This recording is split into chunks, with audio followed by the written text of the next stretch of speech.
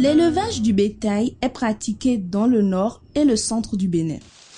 En 2013, il a contribué à plus de 15% au produit intérieur brut agricole. De nos jours, l'alimentation pour le bétail devient un véritable calvaire, surtout en saison sèche. Il y a des périodes de l'année où les animaux ont du mal à trouver les besoins d'alimentation. Donc, il fallait trouver de quoi assurer les déficits d'alimentation du bétail. C'est ainsi que le PPAO Bénin a découvert donc la technique des blocs nutritionnels densifiés au Niger, et avec l'aide du PPA au Niger, a acheté cette technologie.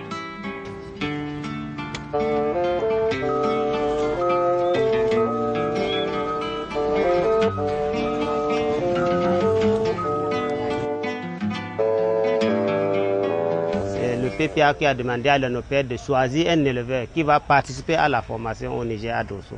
Et c'est là qu'on m'a choisi, je suis allé. À Dosso, on a reçu la technologie de la fabrication des blocs.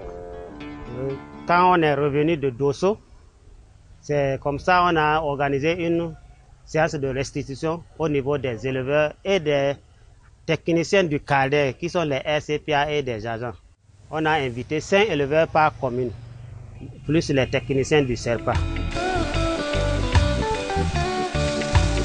PPAO a d'abord fait, si je peux l'appeler diagnostic.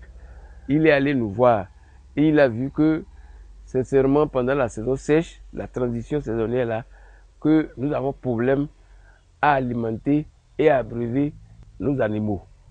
Raison pour laquelle, un jour on est là, il nous a amené la machine et avec les aliments à composer.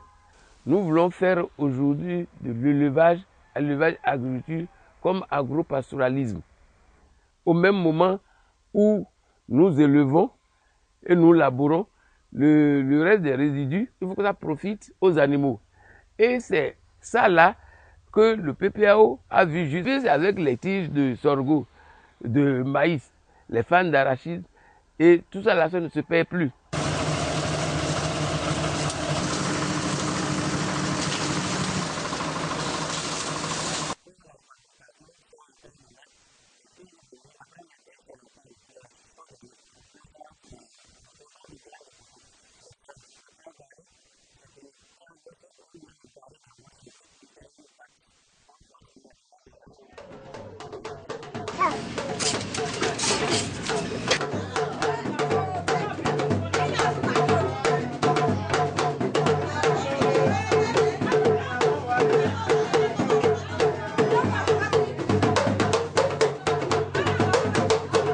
Qui vous souviennent, de 98 à ce jour, il y a plus de 50% de nos animaux qui sont partis parce que il manque de pâturage et de compléments alimentaires pendant la saison sèche.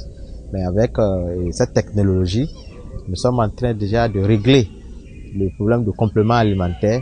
Presque tous les éleveurs qui vidaient leur maison en allant en transhumance ont commencé à laisser une partie du troupeau pour pouvoir avoir du lait pour la consommation.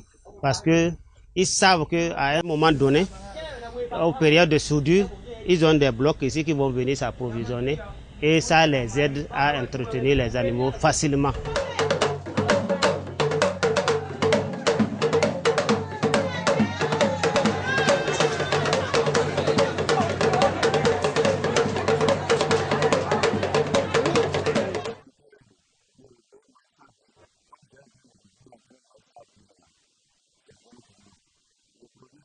Les bœufs qui sont habitués à ça, leur compétence avec la compétence des autres ne sont pas les mêmes. La différence, c'est que chaque fois, c'est rassasié. Chaque fois, c'est en bonne santé, c'est en rassasié. Tandis que chez d'autres, en un moment, tu vas voir que les os là sont sortis. biyamo bato dari du alande ginniji baali gon nan do walde so en codde marude nder suudu to o ya o dara baali nyanne di codan do baalon pooju ko ngo amanu di gon di ko kedo di nyama fu hanne ta dari baali ataban kan iti majjane di gama bien di bodum mete igbatan tili ije tan fun ajeni ara won yato an sin ri amu inpo amu tan ri ni tabatiri tabatise báwọn ní kíkà bá kí wọ́n kà owó ni ká fi ra ìjẹ ni o ká fi ra nǹkan àwọn ọmọ wa.